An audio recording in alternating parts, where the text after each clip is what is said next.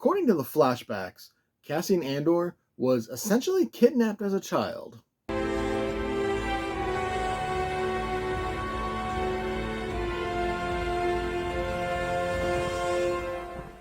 But after that, it's basically glossed over and never mentioned again. So, whatever. Andor is the story of Cassian Andor, played by Diego Luna, making his return to the Star Wars series. And the story really is more than a lead up to Rogue One. It's basically the story of how Cassian Andor went from kind of an unlikable douchebag to a hero. And Diego Luna is fucking fantastic at playing the character.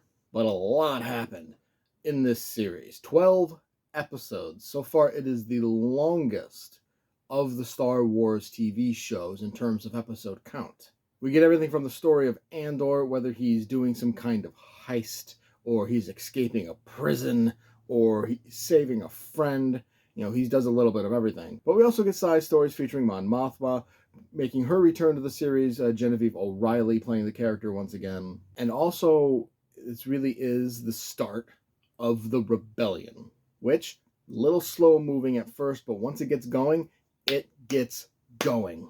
And while part of the heist was definitely the rebellion, it doesn't really get started until Marva's call to arms in the final episode of the season. Which right there, exciting! We are also introduced to a number of new characters, including Cyril, who thinks he's like the greatest thing since sliced bread, when in reality he's just a complete idiot. There's also Vel, played by Faye Marsay, who I absolutely love. She's completely awesome. She was a part of the heist. Denise Gao as Deidre Miro, who is like a high-ranking official of the ISB, and she is an absolute fucking bitch. Like, she tortures the character Bix, played by Adria Arjona. She tortures her by the suffering of children. Like, she plays, like, in her ears, the suffering of kids, dying kids. And it's like, fuck, man, that is dark. Andy Serkis also makes his return to the Star Wars franchise, though it's a completely different character. He motion captain voiced the useless villain that randomly died in the fucking second episode of the new trilogy.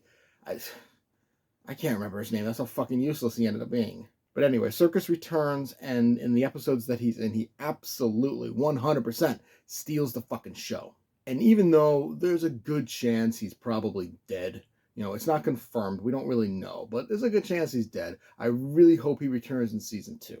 And of course, there's also the triumphant return of Forrest Whitaker as Saul Gerrera, though very small part. He has 2 scenes in 2 separate episodes. That's it.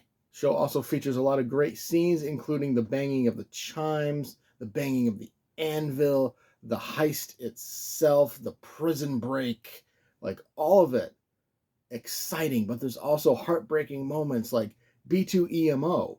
After, spoiler alert, Marva dies, it's absolutely heartbreaking. Like a droid. I wouldn't think my heart would break for a droid, but it shattered for BTEMO. And there is an after credits scene of the final episode. If you did not catch it, I'm not going to reveal what it is, but we are shown what the prisoners were actually making, or what they were making, what they were for.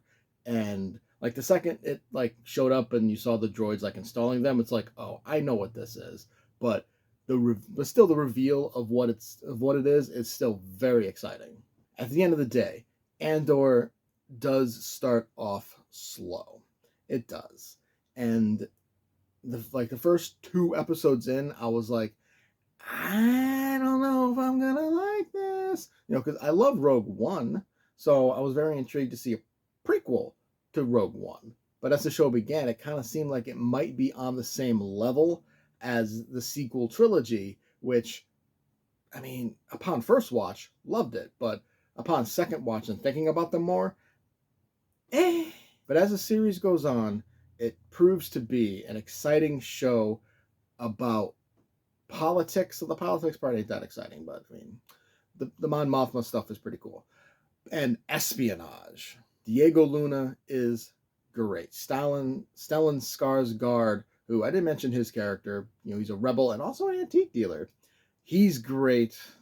Faye Marseille as Vel, amazing. Denise Gao as Deidre Miro, amazing. The guy that plays Cyril, complete douchebag, but he plays it well. The final episode gets me very excited for season 2, which Disney already confirmed the show is only going to last 2 seasons. So the second is very, very going to much lead up to Rogue One, which that's what it's supposed to do anyway. But it's going to be very exciting to see how they lead up exactly to Rogue One. Like, what point in Rogue One are they going to stop? Is it going to be the beginning of the movie? Is it going to be just before? So it's intriguing, and I know we're going to have to probably wait a while till season 2 actually shows up, but it's going to be a suspenseful wait because I want it. I give the first season of Andor, only because it was kind of slow in the beginning, but I give it a B+. Did you enjoy the review? Make sure to hit that like button and subscribe to get notified when more reviews go live. Feel free to leave a comment to discuss your thoughts on the movie or show, and I will see you next time.